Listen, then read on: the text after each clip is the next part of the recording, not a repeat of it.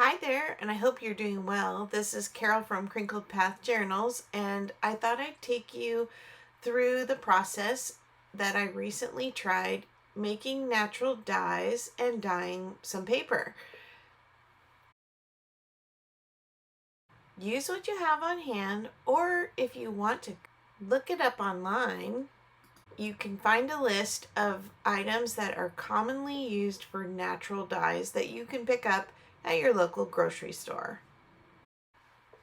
You'll want to peel your onions and avocado. Make sure all the flesh is out of those avocados as well as off the pits because you'll use those too. Cut things into smaller pieces and you'll be ready to go. The process is pretty similar for each item. You want to take your chopped or cut item and put it into a heat-safe bowl. Add boiling water and then either let it steep in the bowl or set it on the stove to simmer. If you don't have luck with steeping, you can always move it to the stove and simmer.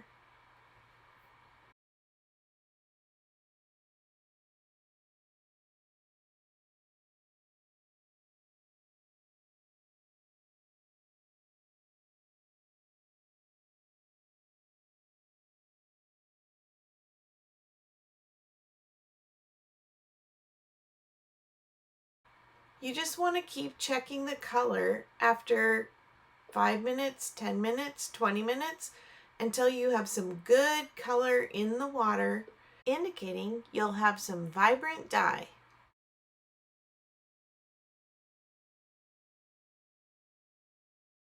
Strain the liquid through at least a strainer.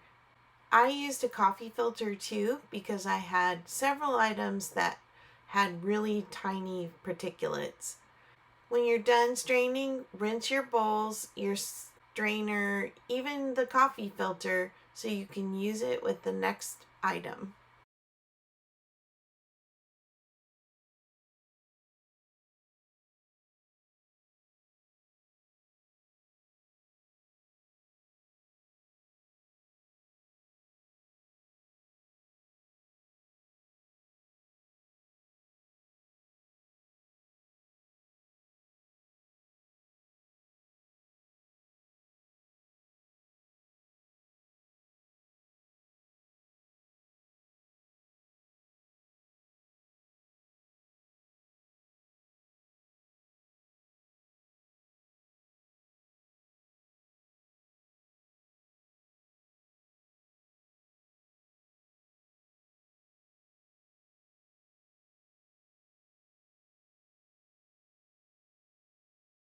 I have to admit, if I was feeling impatient, I would pull up all the edges, make the little filter into a pouch, and then squeeze the liquid out through the filter.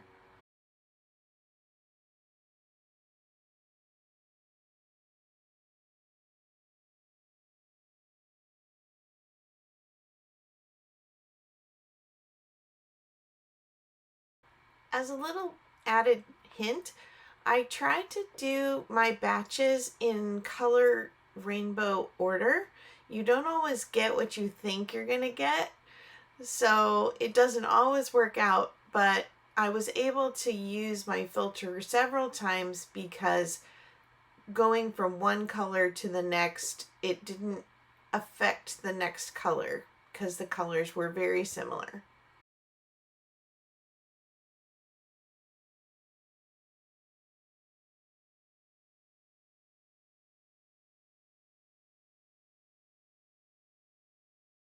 I probably didn't need as much spice as I used.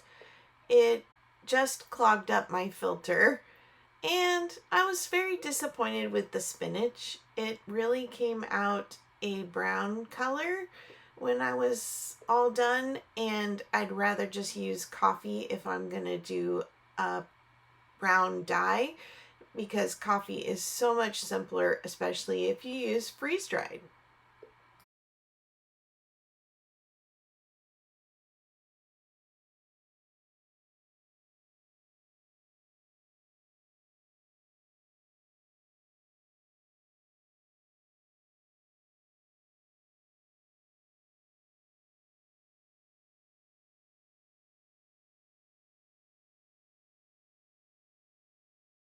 Just a little extra caution when you're using turmeric and mustard. They both stain, especially the turmeric, anything that they touch, and the paprika was not a whole lot better. So I don't know if it's just the spices, but be very careful that you don't splash them on anything that you can't use bleach to clean.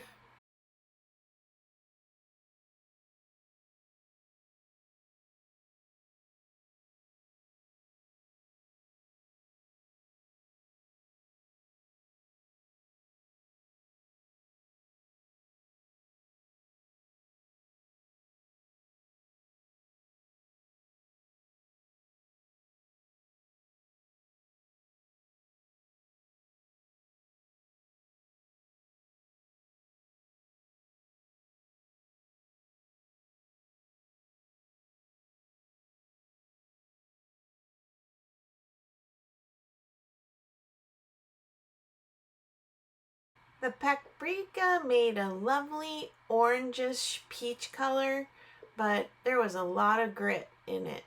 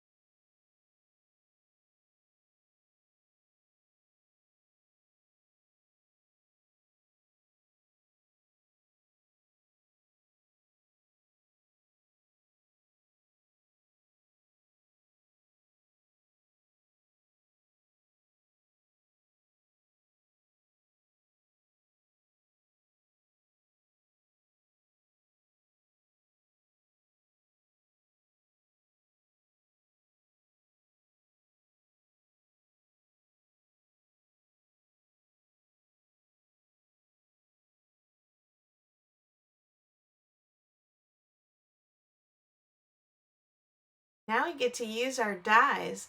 Let's start by having some old towels, or you can lay your papers outside in the grass if you don't leave them too long and if it's not a windy day. I used this lid for a disposable aluminum pan. It was a little frustrating because it was just a tiny bit smaller than my pages, but it worked and I didn't have to run out and buy something at the last minute. You can use salt or vinegar as a preservative for the color, and since there's no mordant in here, I don't have to wear gloves unless I don't want my fingers dyed. So here's the scoop. I laid it in the dye, gave it a quick dip, flipped it, and then just looked for any place where an air bubble didn't allow, sorry it's flimsy, didn't allow the dye to stick to the paper. So then I'll dip again, and then I'm gonna flip it, do the other side. And I do notice a difference between the deli paper and this bright white copy paper.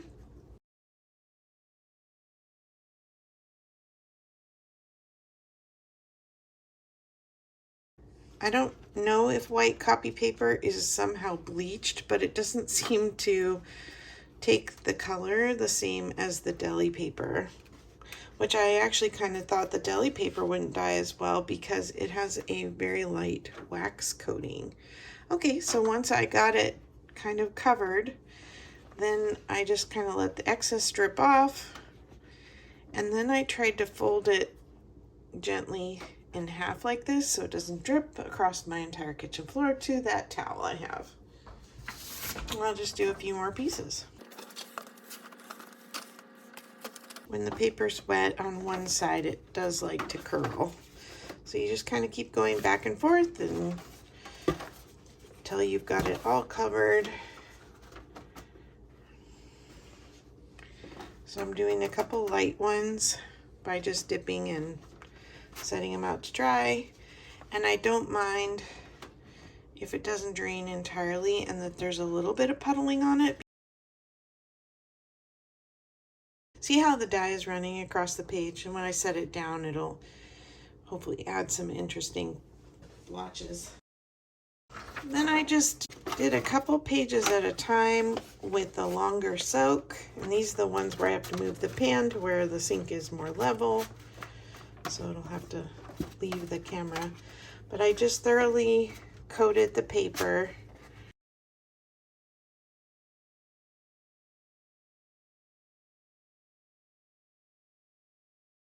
Then I do the same thing with the second piece. Oops, sorry, didn't mean to bump you.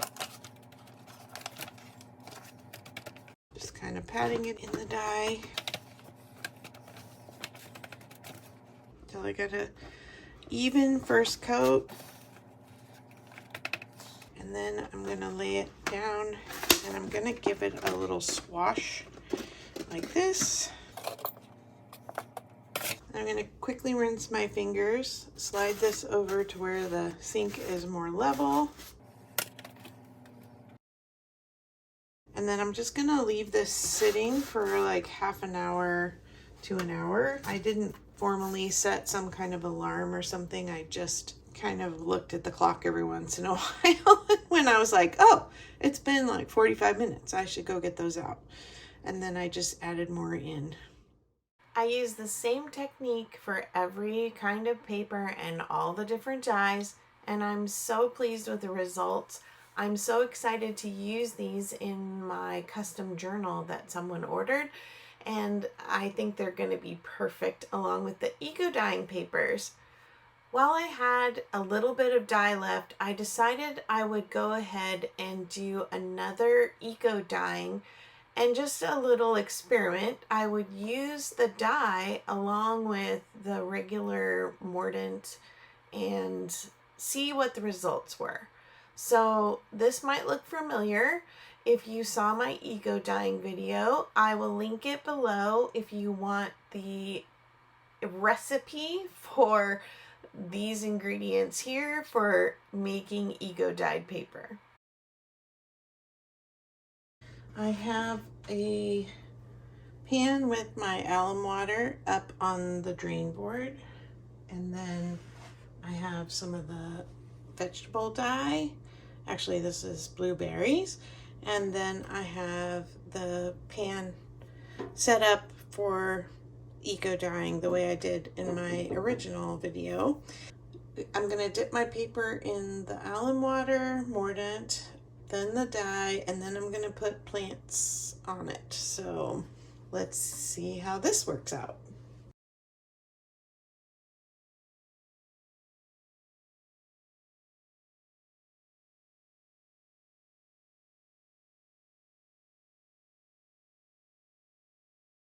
As I look back at the prints that I did with the water bath method without the dye, or the first couple papers that go down in and the last couple on the top seem to imprint the least, so I'm not putting a lot of plants in this layer.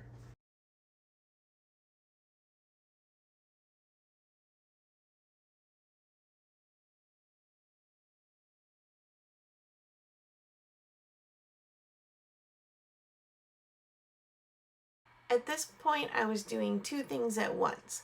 I was adding to my stack of eco dye papers, and then I was using up the last of the dye to dye some more single pages.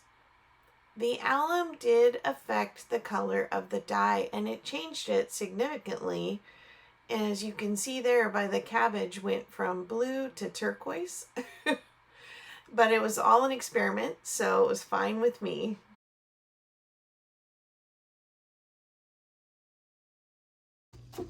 Okay, I think you get the idea of what I'm doing. I'm not going to keep videoing. I will skip ahead to the next step. Okay, we have our stack. I'm going to top it with our last piece of cardboard. And unfortunately, we threw out the clips from the last time we did this, so we're just going to weigh it down with some tiles.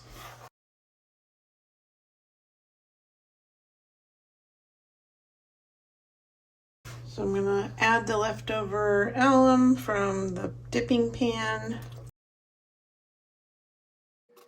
Got my second batch of alum that I mixed up.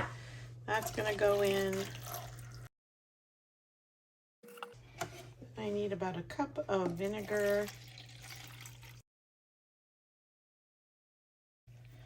It looks like it's actually underwater. My stack isn't as tall this time. Okay. Now the stack goes outside onto our camp stove.